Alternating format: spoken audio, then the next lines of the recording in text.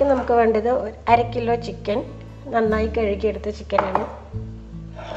പിന്നെ വേണ്ടത് 2 table spoon മുളക് പൊടി. അത് 1 ടേബിൾ സ്പൂൺ കാശ്മീരി ചില്ലിയും 1 ടേബിൾ സ്പൂൺ സാദാ മുളക് പൊടി എടുക്കുക. ഇത് കുറച്ച് എരിവുള്ളൊരു ഫ്രൈ ആണ്. അപ്പോൾ നിങ്ങൾക്ക് ഇത്ര എരിവ് വേണ്ടാന്നുണ്ടെങ്കിൽ ഈ മുളക് പൊടി കുറച്ച് കുറയ്ക്കുക. പിന്നെ കുറച്ച് കറിവേപ്പില വേണം, 1/4 ടീസ്പൂൺ മഞ്ഞൾപ്പൊടി, 1/2 ടീസ്പൂൺ കുരുമുളക് പൊടി. പിന്നെ വേണ്ടത് 1 ടീസ്പൂൺ ചിക്കൻ പൗഡർ പറഞ്ഞിട്ട് വാങ്ങിക്കാൻ കിട്ടും. അത് ആമസോണിലുണ്ടാവും. അത് ഒരു പാക്കറ്റ് വാങ്ങി വെച്ച് പറഞ്ഞാൽ അതിന്ന് ഒരുപാട് വിഭവങ്ങൾ ഉണ്ടാക്കാൻ പറ്റും. അത് വേറൊരു ടേസ്റ്റ് കൊണ്ടുവരുന്ന സാധനമാണ് ഈ ചിക്കൻ പൗഡർ. അതിൽ സൂപ്സ് അങ്ങനെ ഒരുപാട് കാര്യങ്ങളുണ്ട്, അതുണ്ടാക്കാൻ പറ്റും. അപ്പം ഇനി നിങ്ങൾക്ക് ഇത് കിട്ടിയില്ല എന്നുണ്ടെങ്കിൽ മാഗീൻ്റെ ചിക്കൻ ക്യൂബ്സ് വാങ്ങിക്കാൻ കിട്ടില്ലേ, അത് മാർക്കറ്റിൽ പെട്ടെന്ന് തന്നെ കിട്ടുന്നതാണ്. അത് വാങ്ങിയാലും മതി. അതിൻ്റെ ഒരു ക്യൂബ് എടുത്തിട്ട് അതും എടുക്കുക. പിന്നെ പച്ചമുളക് 2 3 ചെറുതായിട്ട് വട്ടത്തിൽ അരിഞ്ഞത്. പിന്നെ വേണ്ടത് 3/4 കപ്പ് തൈര്. പിന്നെ ആവശ്യത്തിന് ഉപ്പ്, ജിഞ്ചർ ഗാർലിക് പേസ്റ്റ് കുറച്ച്, രണ്ടും ചേർന്നിട്ട് 1/2 ടീസ്പൂൺ മതി. ഇതിൽ നമ്മൾ ഗരം മസാല ഒന്നും ചേർക്കില്ല. ഇത്രയും കാര്യങ്ങളാണ് ചേർക്കേണ്ടത്. അപ്പോൾ ഈ ചിക്കനിലേക്ക് ഇതെല്ലാം ചേർക്കാം. മുളക് പൊടി, ചിക്കൻ പൗഡർ, കുരുമുളക് പൊടി, മുളക്, ഈ കറിവേപ്പില, ഇതൊന്ന് പിച്ചിടാൻ പറ്റിയ പിച്ചിടാം. പിന്നെ അതിലേക്ക് ജിഞ്ചർ ഗാർലിക് പേസ്റ്റ്. പിന്നെ വേണ്ടത് തൈര്.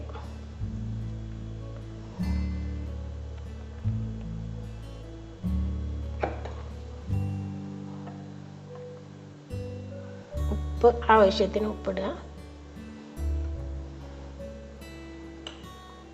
പിന്നെ വെളിച്ചെണ്ണ 1 ടേബിൾ സ്പൂണോളം വെളിച്ചെണ്ണ ഇതിൽ ഒഴിച്ചെടുക്കുക. ഇത് നന്നായി മിക്സ് ചെയ്യാം.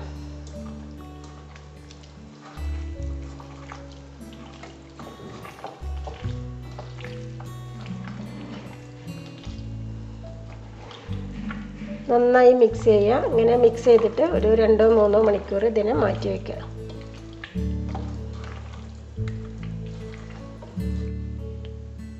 ഇത് 3 മണിക്കൂറിലും കൂടുതലായിട്ടുണ്ട് മസാല തേച്ച് വെച്ചിട്ട്. അപ്പോൾ ഇതിൽ ഞാൻ ഒരു കാര്യം ഇട്ടിട്ടുണ്ട്, അത് പറയാൻ മറന്ന്. പപ്പായ പൗഡർ 1/4 ടീസ്പൂൺ ഇടുക. ഇനിയിപ്പോൾ പപ്പായ പൗഡർ ഇല്ലെങ്കിൽ പച്ച പപ്പായ അരച്ചിട്ട് അത് തൊലി കൊടുക്കണം. അതിൻ്റെ കുരുവൊക്കെ കളഞ്ഞ് തൊലിയോടെ അരച്ചിട്ട് അതൊരു 1/4 ടീസ്പൂണ് അതും ചേർക്കാം. പിന്നെ വീട്ടിൽ ഗർഭിണികളോ അല്ലെങ്കിൽ ഇനി ഗർഭം ധരിക്കാൻ പോണവരൊക്കെ ഉണ്ടെന്നുണ്ടെങ്കിൽ ഈ പപ്പായ ഒഴിവാക്കുക. അല്ലെങ്കിൽ പപ്പായ ചേർത്താൽ ഒന്നും കൂടി ചിക്കൻ സോഫ്റ്റ് ആവും. അപ്പോൾ അത് ചേർത്തിട്ടുണ്ടായിരുന്നു. പിന്നെ 3 മണിക്കൂർ കഴിഞ്ഞ് ഇനി ഇതിലേക്ക് 1-2 കാര്യങ്ങൾ ചേർക്കാനുണ്ട്. ഇത് അരിപ്പൊടി ഇതിലേക്ക് ചേർക്കുക. അരിപ്പൊടിക്കൊരു കണക്കില്ല. ഇതിൽ കോട്ട് ചെയ്യാൻ വേണ്ട അത്രയും അരിപ്പൊടി ചേർക്കുക. ഒരു ഏകദേശം ഒരു 2 ടേബിൾ സ്പൂൺ വരെയൊക്കെ ഉണ്ടാവും. ഇത് ഫുള്ളും എത്ര പൊതിയാൻ വേണ്ടത് അത്ര അരിപ്പൊടി ചേർക്കുക. പിന്നെ അതുകൂടാതെ കുറച്ച് വെളുത്തുള്ളി തൊലിയോട് തന്നെ ചതച്ചെടുക്കുക. അതായത് ഒരു ഉണ്ട ഉണ്ടാവില്ല, ചെറിയൊരു ഉണ്ട വെളുത്തുള്ളി എടുത്തിട്ട് നന്നായി കഴുകി അതിൻ്റെ വാലറ്റൊക്കെ മുറിച്ച് കളഞ്ഞിട്ട് അത് അങ്ങനെ തന്നെ തോലോടെ തന്നെ ചതച്ചെടുക്കുക. അതും പിന്നെ ഒരു 4 5 പച്ചമുളക് കീറിയെടുക്കുക. കറിവേപ്പില, പച്ചമുളകിൻ്റെ ഒക്കെ എരിവ് നിങ്ങൾക്ക് ഇഷ്ടത്തിനനുസരിച്ചിട്ട് മാറ്റം വരുത്താം. ഇനി ചൂടായ എണ്ണയിലേക്ക് ഈ ചതച്ച് വെച്ച വെളുത്തുള്ളി ആദ്യം ഇട്ട് കൊടുക്കുക. ഇത് തോലോടെ തന്നെ ആയിരിക്കും കേട്ടോ. എണ്ണ നല്ല ചൂടായിട്ട് പിന്നെ കുറച്ച് വയ്ക്കുക. മീഡിയം ലോയിൽ വെക്കുക. ഇതിൻ്റെ കൂട്ടത്തിൽ തന്നെ പച്ചമുളക്,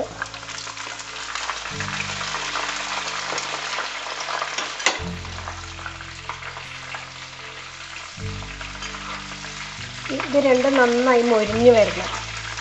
ഈ എണ്ണയിൽ ഈ വെളുത്തുള്ളിൻ്റെ പച്ചമുളകിൻ്റെ മണം ഉണ്ടാവും. നമ്മളത് ചിക്കൻ കോരുമ്പോൾ ആ മണം കൂടി ചിക്കനിൽ വരും. അതിനൊരു പ്രത്യേക ടേസ്റ്റ് ആയിരിക്കും. ഈ ചിക്കനെ വേണമെങ്കിൽ ചിക്കൻ 65 എന്ന് വേണമെങ്കിലും വിളിക്കാം കേട്ടോ. ഇങ്ങനെയൊക്കെ തന്നെ ചിക്കൻ 65ൻ്റെയും പ്രിപ്പറേഷൻ ഏകദേശം. വെളുത്തുള്ളി ആരോഗ്യത്തിനും സൗന്ദര്യത്തിനും ഒക്കെ നല്ലതാണ്.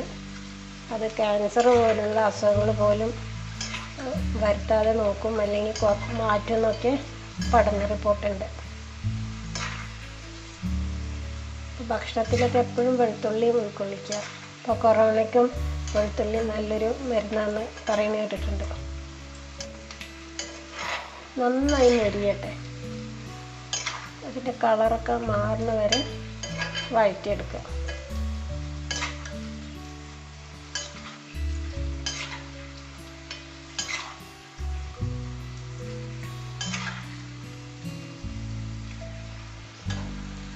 ഒരു ഏകദേശം മൊരിയുമ്പോൾ കറിവേപ്പിലൊക്കെ എടുക്കുക.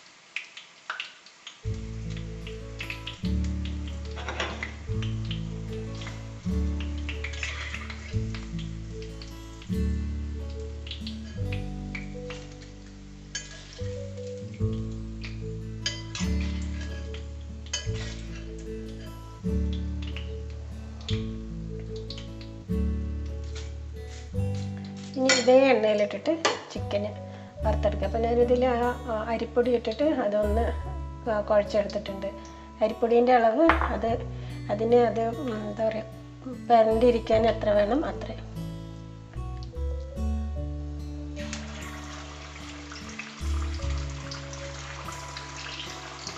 പിന്നെ ഈ അരിപ്പൊടി എപ്പോഴും നമ്മൾ വറുക്കുന്ന സമയത്ത് മാത്രം ഇട്ടാൽ മതി. അതിൽ തേച്ച് വെച്ചിട്ട് എടുത്ത് വെക്കരുത്.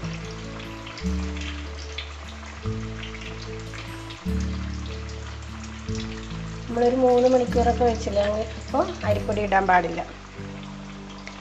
ഇത് നല്ല തീയെ കുറച്ചിട്ട് അത് വേവട്ടെ. പിന്നെ ചിക്കൻ ഇട്ട ഉടനെ മറിച്ചിടാനോ അതിൽ ഇളക്കാനോ ഒന്നും പാടില്ല. അപ്പോൾ മസാല ഒക്കെ അങ്ങനെ എണ്ണയിൽ പോകും. കുറച്ച് കഴിഞ്ഞിട്ട് ഒരു 5 മിനിറ്റൊക്കെ കഴിഞ്ഞിട്ട് മറിച്ചിടുക.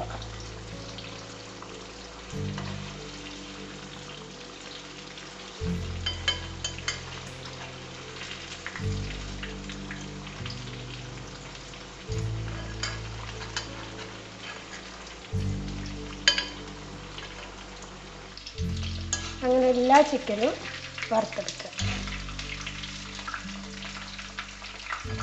ചിക്കനൊക്കെ കുറച്ച് വേവണം. തീ നന്നായി കുറച്ചിട്ട് കുറച്ചൊരു സമയമെടുത്ത് വേവിച്ച് തന്നെ എടുക്കുക. അല്ലാതെ ചിക്കനൊന്നും പെട്ടെന്ന് അപ്പുറം ഇപ്പുറം പൊരിച്ചെടുക്കരുത്.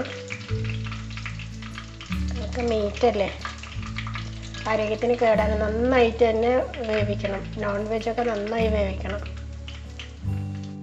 അപ്പോൾ ഈ ചിക്കൻ്റെ മേലെ നമ്മൾ വറുത്ത് വെച്ച മുളകും വെളുത്തുള്ളിയും കറിവേപ്പിലൊക്കെ അല്ലേ, അതൊന്നിങ്ങനെ പൊടിച്ചിട്ട് കൊടുക്കുക.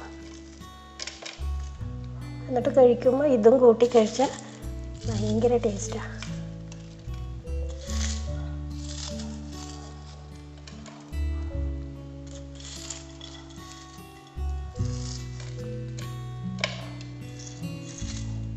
ഇതാണ് നമ്മുടെ ഈസി ആയിട്ടുള്ള ചിക്കൻ ഫ്രൈ. ചിക്കൻ 65 എന്ന് വേണമെങ്കിലും പറയാം. ഇതൊന്ന് ഉണ്ടാക്കി നോക്കുക, ഇഷ്ടമാവും.